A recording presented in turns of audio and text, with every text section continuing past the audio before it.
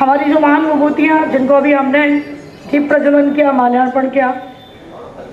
हमारे सम्मानित श्री डॉक्टर श्यामा प्रसाद मुखर्जी और पंडित दीनदयाल उपाध्याय जी, इनका हम नमन करते हैं, अपनी भारत माँ का नमन करते हैं। मंच में उपस्थित हमारे सम्मानित अतिथि जिनका हमारे बीच में होना आज बहुत ही गौरव की बात है, श्री तरुण विजय जी और माननीय प्रदेश अध्यक्ष डॉक्टर लक्ष्मीकांत वाजपेयी जी, हम सभी फ्रेंड्स ऑफ बीजेपी के और कानपुर के अपने सभी साथियों की तरफ से सर आपका स्वागत करते हैं। मंच में उपस्थित सभी हमारे सम्मानित भारतीय जनता पार्टी के विभूतिजन जो आज कानपुर शहर में किसी परिचय के मोहताज नहीं है, हमारे माननीय विधायक श्री सतीश महानने जी, श्री सलील बिश्नोई जी, रघुनंदन भदौरिया जी, हमारे जिला अध्यक्ष श्री सुरेश मैथानी जी, हमारे प्रमुख प्रकोष्ठ के प्रभारी, हम सभी आपका स्वागत करते हैं और एक बार मेरी तरफ से बड़ी जोर से तालियां बजाइए।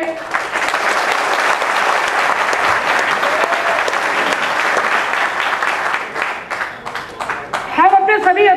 कि ये जो हमारा फ्रेंड्स ऑफ बीजेपी प्रकोष्ठ है, इसको बनवे मात्र 1.5 महीना हुआ है और इस प्रकोष्ठ में प्रकोष्ठ प्रभारी के साथ मुझे लगता है कोई भी पॉलिटिकल नहीं है। हम लोग सभी शिक्षा के क्षेत्र से जुड़े हुए लोग हैं और एक लंबा अरसा है हम लोग अपने शहर में बुद्धिजीवियों के बीच में, छात्रों के बीच में एक अनुभव रहा है। हम लोग के बहुत से अनुभव रहे हैं सर, और हम लोग चाहते हैं अपने देश के लिए वाकई अब कुछ करना। जो हम लोगों ने किताबों में पढ़ा है या जो हम लोगों ने अपने बुद्धिजीवियों से सुना है, महान विभूतियों के आदर्शों को आज तक सुनते आए, मुझे लगता है आज वो समय आ गया है कि वो ऊर्जा, वो शक्ति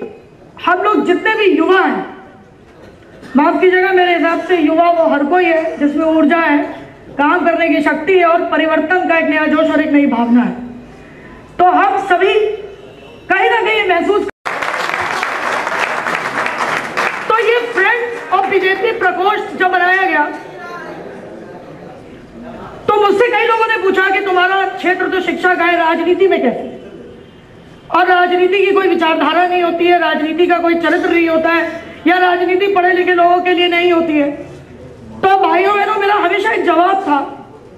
कि जहां तक मैंने सीखा है, राजनीति भारत क्या शायद विश्व में जितने भी लोग अपने अपने देश में राजनीतिक सक्रिय भागीदारिता लेते हैं, मुझे लगता है राजनीति हर व्यक्ति का धर्म। हम सब कहीं ना कहीं राजनीति में अपना योगदान देते हैं और भारत जैसे लोकतांत्रिक देश में हमारा इससे बड़ा योगदान नहीं होता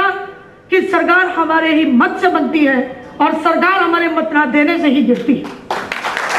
तो मुझे लगा कि जब हम सब राजनीति में अपनी सक्रिय भूमिका कहीं ना कहीं निभाते हैं, तो क्यों ना हम इस राजनीति को एक सही दिशा देने का प्रयास करें।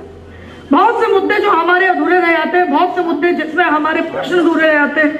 शायद मुझे लगता है उसका एक बहुत बड़ा कारण ये होता है कि हम लोग अपने मत का चयन सही से नहीं कर पाते।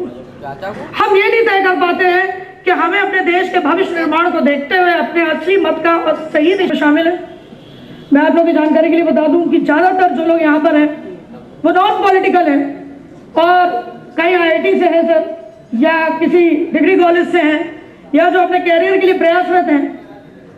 और आज मैं सम्मेलन में सबसे ज्यादा इसी जोश से आए हैं कि आज हम लोग जिस मुद्दे पे यहाँ पे चर्चा करने के लिए एकत्र हुए, नरेंद्र से नरेंद्र तक, महायोगी से कर्मयोगी तक, उसमें हमें ऐसी कौन सी दिशा, ऐसा कौन सा संदेश मिलता है जो शायद हमारी भूमिका और हमारी दिशा को आज यहाँ इस मर्चेंट चैम्बर हॉल से एक सही दिशा और नेतृत्व देने का कार्य करे। एक महत्वपूर्ण चीज कि ये टॉपिक हम लोग के दिमाग में क्यों आए। नरेंद्र मोदी जी निस्संदेह आज हमारे देश में एक बहुत बड़ी आशा, एक बहुत बड़े नेतृत्व के रूप में उभर करके सामने आए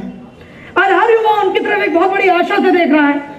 उन्होंने जो हम लोग को स्किल डेवलपमेंट का प्रोग्राम दिया, जो उन्होंने बोला कि शिक्षा को रोजगार के साथ जोड़ा जाना चाहिए, जो बातें वो अपने भाषणों में कहते आए हैं युवाओं के लिए, महिलाओं के लिए, बेरोजगारी दूर करने के लिए, उन समस्याओं के लिए जिनसे हमें रोज रूबरू होना पड़ता है,